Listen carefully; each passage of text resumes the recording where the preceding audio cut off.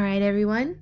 Thanks for taking a moment out of your day to practice your reading comprehension skills, getting ready for 6th grade. You're amazing. Go ahead and follow along with me or read on your book. It's the bottom of page 215. Here we go. A block away, every emergency vehicle in St. Louis was surrounding the arch. Police helicopters circled overhead. The crowd of onlookers reminded me of Times Square on New Year's Eve. A little girl said, "Mama, that boy walked out of the river." "That's nice, dear," her mother said, craning her neck to watch the ambulances. "But he's dry." "That's nice, dear." A news lady was talking for the camera. "Probably not a terrorist attack, we're told, but it's still very early in the investigation. The damage, as you can see, is very serious. We're trying to get to talk to some of the survivors, to question them about eyewitness reports of someone falling from the arch." Survivors? I felt a surge of relief. Maybe the park ranger and that family made it out safely. I hoped Annabeth and Grover were okay. I tried to push through the crowd to see what was going on inside the police line.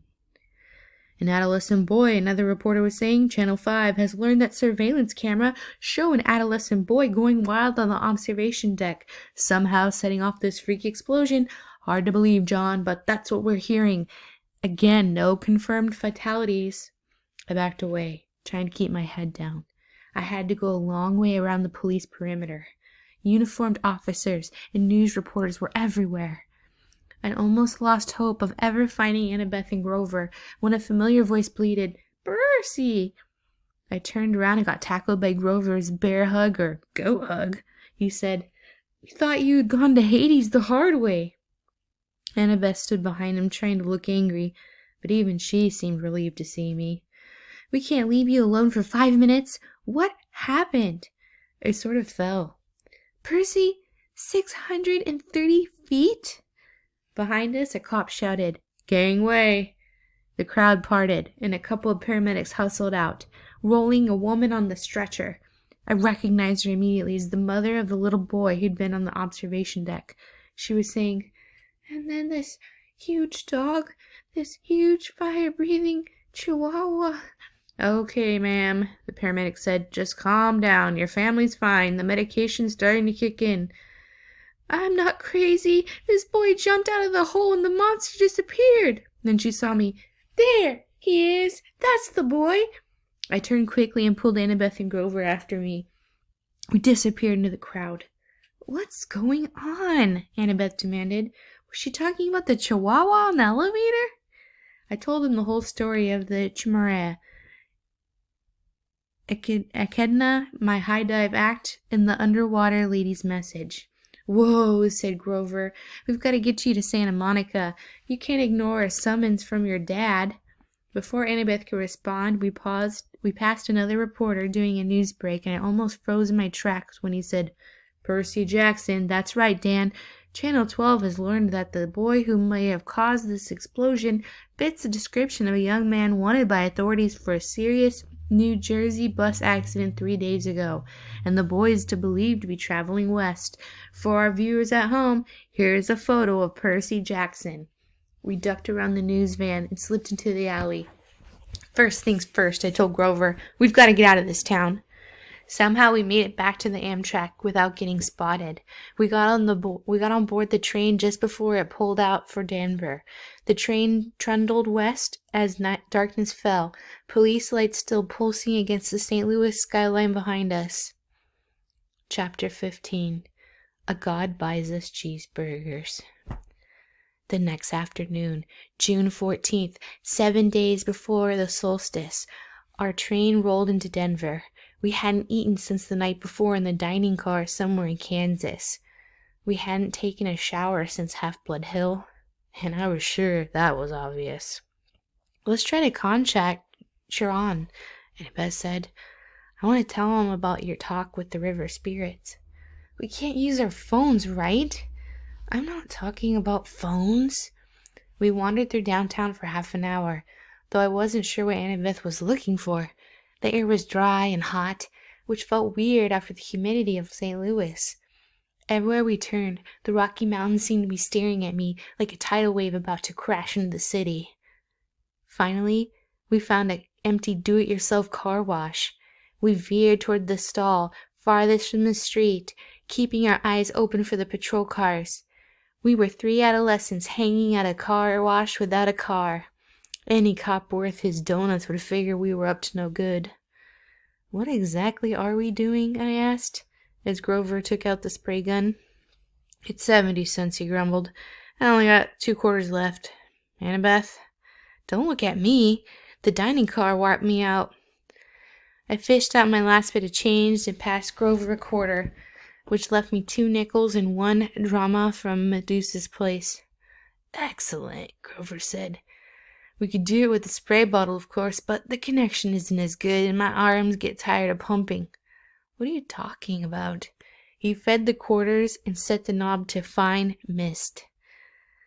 IMing. Instant messaging? Iris messaging, Annabeth corrected. "The rainbow goddess. Iris carries messages for the gods. If you know how to ask and she's not too busy, she'll do the same for half-bloods." "You summoned the goddess with a spray gun?" Grover pointed the nozzle in the air and the water hissed out in a fine, thick mist. "Unless you know an easier way to make a rainbow." Sure enough, late afternoon, light filtered through the vapor and broke into colors. Annabeth held her palm out to me. "Drama, please." I handed it over. She raised the coin over her head. "Oh, goddess, accept our offering." She threw the drama in the rainbow. It disappeared in a golden shimmer. "Half-Blood Hill," Annabeth requested. For a moment, nothing happened. Then I was looking through the mist at Strawberry Fields and the Long Island Sound in the distance. We seemed to be on the porch at the big house. Standing with his back to us at the railing was sandy-colored guy in shorts and an orange tank top. He was holding a bronze sword and seemed to be staring intently at something down in the meadow. "Luke!" I called. He turned, eyes wide. I swear he was standing 3 feet in front of me through the screen of mist, except I could only see the part of him that appeared in the rainbow. "Percy!" His scarred face broke into a grin. "Is that Annabeth too? Thank the gods, are you okay?"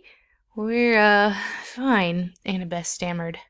She was madly straightening her dirty t-shirt, trying to comb the loose hair out of her face. "We thought, Sharon, he's down at the cabins." Luke's smile faded. "We're having some issues with the campers. Listen, is everything cool with you? Is Grover all right?" "I'm right here," Grover called. He held the nozzle out to one side and stepped into Luke's line of vision. "What kind of issues?" Just then, a big Lincoln Continental pulled into the car wash with its stereo turned to the maximum hip-hop. As the car slid into the next stall, the bass from the subwoofers vibrated so much it shook the pavement. Sharon had to, "What's that noise?" Luke yelled. "I'll take care of it," Annabeth yelled back, looking very relieved and have an excuse to get out of sight. "Grover, come on!" "What?" Grover said, "But give Percy the nozzle and come on," she ordered. Grover muttered something about the girls being hard to understand. Then the oracle at Delphi. Then he handed me the spray gun and followed Annabeth. I readjusted the hose so I could keep the rainbow going and see Luke. "Sharon had to break up a fight," Luke shouted to me over the music. "Things are pretty tense here." "Percy?" Word leaked out about the Zeus-Poseidon standoff. We're still not sure how probably the same scumbag who summoned the Hellhound.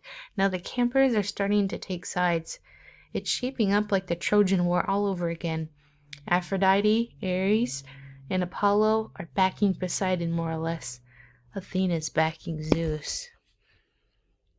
I shuddered to think that Clarice's cabin would ever be on my dad's side for anything. In the next stall I heard Annabeth and some guy arguing with each other. Then the music volume decreased drastically. "So what's your status?" Luke asked me. "Sharon will be sorry he missed you." I told him pretty much everything, including my dream. It felt so good to see him, to feel like I was back at camp even for a few minutes. But I didn't realize how long I had talked until the beeper went off on the spray machine, and I realized I only had 1 more minute before the water shut off. "I wish I could be there," Luke told me. "We can't help much from here, I'm afraid, but listen, It had to be Hades who took the Master Bolt. He was there at Olympus at the winter solstice. I was chaperoning a field trip when we saw him. But Shran said the gods can't take each other's magic items directly. That's true, Luke said, looking troubled. Still, Hades had the Helm of Darkness. How can anyone else sneak into the throne and steal the Master Bolt? He'd have to be invisible. We were both silent until Luke seemed to realize what he'd said. Oh, hey, he protested. I didn't mean Annabeth. She and I had known each other forever. She would never... she's like a little sister to me. I wondered if Annabeth would like that description. In the stall next to us, the music stopped completely. A man screamed in terror. The car's door slammed, and Lincoln peeled out of the car wash. You better go see what that was, Luke said. Listen, are you wearing the flying shoes? I'll feel better if I know they've done you some good. Oh, yeah. I tried to not sound like a guilty liar. Yeah, they've come in handy. Really? He grinned. They fit and everything? The water shut off. The mist started to evaporate. Well, take care of yourself out there in Denver, Luke called, his voice getting fainter. And tell Grover it'll be better this time. Nobody will get turned into a pine tree if he just... But the mist was gone, and Luke's image faded to nothing. And I was alone in a wet, empty car wash stall. Annabeth and Grover came around the corner laughing, but stopped when they saw my face. Annabeth's smile faded. What happened, Percy? What did Luke say? Not much, I lied.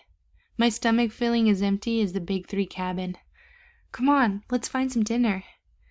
A few minutes later, we were sitting at a booth in the gleaming chrome diner. All around us, families were eating burgers and drinking malts and sodas. Finally, the waitress came over. She raised her eyes skeptically. Well, I said, we want to order dinner. You kids have money to pay for it? Grover's lower lip quivered. I was afraid he would start bleeding or worse, start eating the linoleum. Annabeth looked ready to pass out from hunger. I was trying to think of a sob story for the waitress when a rumble shook the whole building.